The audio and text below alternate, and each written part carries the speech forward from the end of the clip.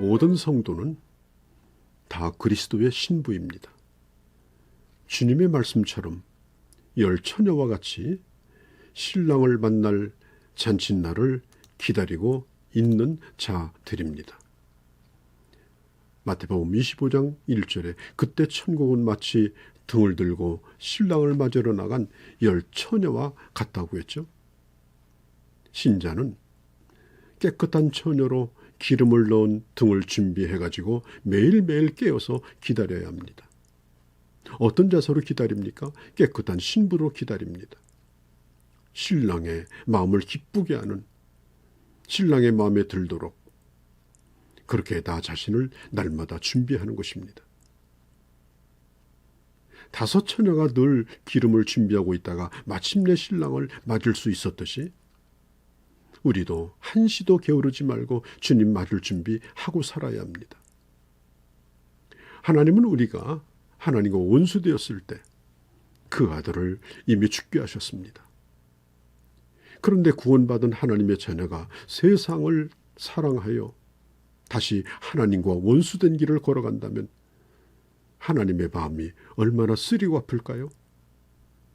하나님 외에 다른 것을 사랑하는 마음, 단순하지 못하고 복잡한 마음, 감사가 없는 마음, 이런 마음들은 하나님과 원수가 되는 마음입니다.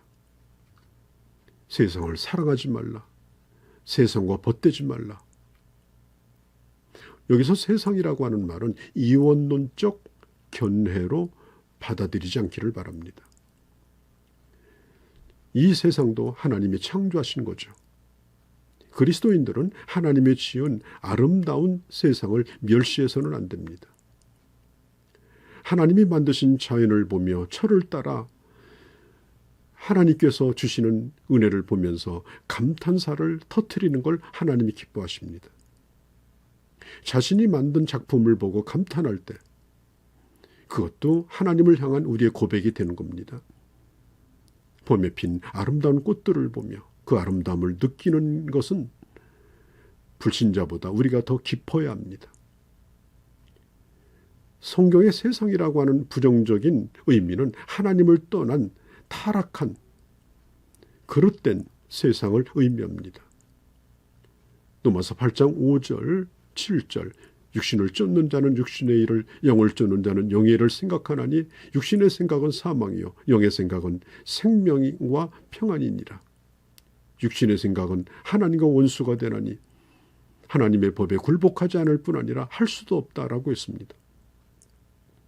결국 세상을 생각하고 육신을 사랑하며 살게 되면 하나님과 원수되는 자리에 설 수밖에 없더라고 하는 것입니다. 하나님과 원수되어 산다. 얼마나 끔찍한 일입니까? 하나님과 원수되는 건 간단합니다. 세상을 사랑하는 겁니다. 하나님의 미움밖에는 살 수밖에 없는 자리에 서 있는 것입니다. 디모데후서 4장 1절에 바울이 이렇게 말하죠. 데마는 세상을 사랑하여 나를 버리고 데살로니가로 갔고 데마가 세상을 사랑하여 나를 버렸다. 세상을 지나치게 사랑한 사람은 결국은 하나님을 버리고 하나님의 일을 버립니다. 또 그런 사람의 기도는 응답이 있을 수가 없습니다. 하나님께서 응답하지 않습니다. 그러므로 여러분, 우리는 태도를 분명히 하고 살아야 합니다. 좋은 날씨에 좋은 기회가 없어서, 돈이 없어서, 상황이 안 돼서 못 나가는 것이 아니고 정말 주님을 사랑함으로 주의를 거룩히 지키고 하나님만 온전히 예배하는 날이 되도록 해야 합니다. 하나님은 이런 진실을 우리에게 원하시는 것입니다. 지난번에도 말씀을 드렸습니다마는 계시록에 보면 무너졌도다 무너졌도다 큰 성 바벨론이요. 바벨론이 무너지는 날이 앞으로 반드시 올 겁니다.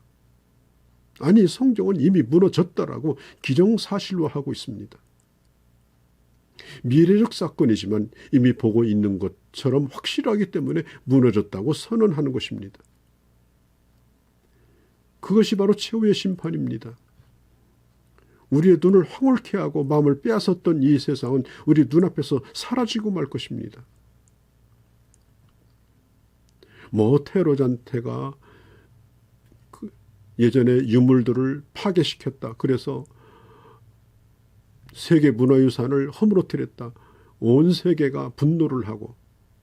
그러나 여러분, 지나간 수천 년 전의 역사가 아니라 오늘 우리가 눈으로 보고 있는 이 세상이 종말을 맞을 날이 오게 될 것입니다. 그러나 마지막 때가 될수록 온갖 이 사탄의 역사가 득실거리는 세상이 될 것입니다. 이제는 중학교, 초등학교 아이들까지 귀신을 불러들이는 그런 잡스러운 장난도 한다고 합니다. 또 무슨 귀신 괴담 시리즈가 유행한 적도 있습니다. 어떻게 하든지 이 귀신은 자신의 영역을 지금 넓혀가고 있습니다. 그리고 정신적으로 지배하려고 합니다. 사람들의 정신도 점점 귀신의 영토가 되어져 가고 있습니다. 여러분, 하나님을 한 분만 바라보지 아니하고 엉뚱한 것에 마음을 빼앗기고 거기에 매몰되어 살아가는 것을 영적인 음행이라고 성경은 말하고 있습니다. 인류 최후의 문명 몰락, 그 원인이 어디에 있습니까? 결국은 하나님을 떠난 데서 오게 되는 겁니다. 국가는 늘 경제 논리에 매몰되어 있죠. 대통령도 경제만 살면 그 사람이 어떤 사람이든 용납이 되고, 아무리 괜찮은 사람도 경제가 나빠지면 그 사람은 좋지 않은 지도자가 되고, 모든 것이 다 경제 논리입니다. 모든 나라가, 모든 사람이 다 경제 논리의 종이 되어가고 있습니다. 이제는 달러가 하나님 자리를 대신하고 있습니다. 교회도 경제 논리에서 벗어나지 못합니다. 큰 교회는 지금보다 더 커지려고 하고, 가진 교회는 더 많이 가지려고 하고, 또 작은 교회도 큰 교회가 못 되어서 안달이고, 얼마나 건물이 크냐, 재정이 얼마나 넉넉하냐, 그것으로 교회의 힘을 평가하고. 여러분, 그런 평가가 세상과 얼마나 닮아 있습니까? 그래서 교회도 그렇게 되려고 얼마나 혈안이 되어 있습니까?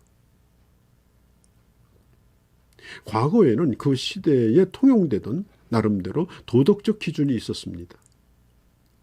그러나 포스트 모던 시대를 살고 있는 오늘 이 시대는 그런 기준은 완전히 사라졌습니다. 그리고 어떤 것도 차별하지 말자. 이제는 심지어 동성애라든지 매우 부도덕한 이런 것들도 이제는 설교하든지 잘못됐다고 말하면 고발당할 수 있는 그런 시대가 지금 눈앞에 다가오고 있는 것입니다. 디모데전서 6장에 보면 우리가 먹을 것과 입을 것이 있은즉 족한 줄로 알 것이니라. 부하려 하는 자들은 시험과 올무와 여러 가지 어리석고 해로운 정욕에 떨어지나니, 돈을 사랑하는 것이 일만하게 뿌리가 되나니 이런 것을 사모하는 자는 믿음을 떠나 많은 근심이 그 자신을 찌른다라고 성경은 말하고 있습니다. 하나님은 우리의 창조주시고 우리의 주권자입니다. 우리의 주인이십니다. 특별한 색깔을 보지 못하는 생명이 있죠.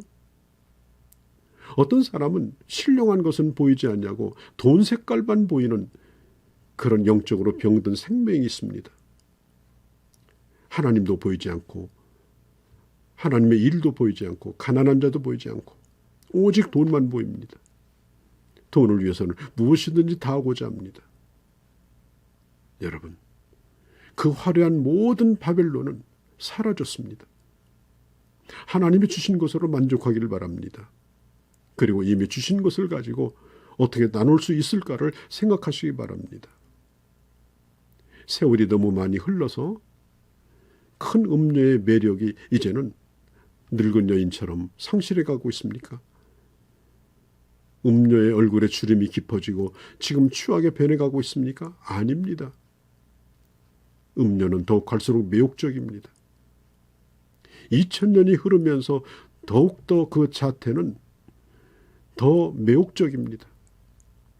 사람들의 마음을 이제는 완전히 뺐습니다. 이제는 사람의 유전자 정보를 알았다고 창조주 하나님의 이 영역을 지금 넘보면서 회심 미소를 짓고 지금 인간은 끊임없이 과학 문명에 매몰되어 가고 있는 것입니다. 오늘도 음녀는 큰 물 위에 앉아서 날마다 화장을 고쳐가면서 천개 얼굴을 가지고 약한 영혼들을 사냥질하고 있는 것입니다. 사랑하는 성도 여러분, 우리는 하나님의 백성들입니다. 성경은 말합니다. 내 백성들아 거기서 나오라. 내 백성들아 거기서 나오라. 하나님의 음성에 귀를 기울이십시오. 그 화려함에 넋을 잃지 않기를 바랍니다. 그 치장의 정신을 빼앗지 않기를 바랍니다. 그들의 노랫가락에 마음이 흔들리지 않기를 바랍니다. 늘 깨어서 그리고 하나님의 사람임을 늘 자각하고 그리고 구별된 삶으로 승리하는 그런 주님의 자녀들이 되어주시기를 바랍니다.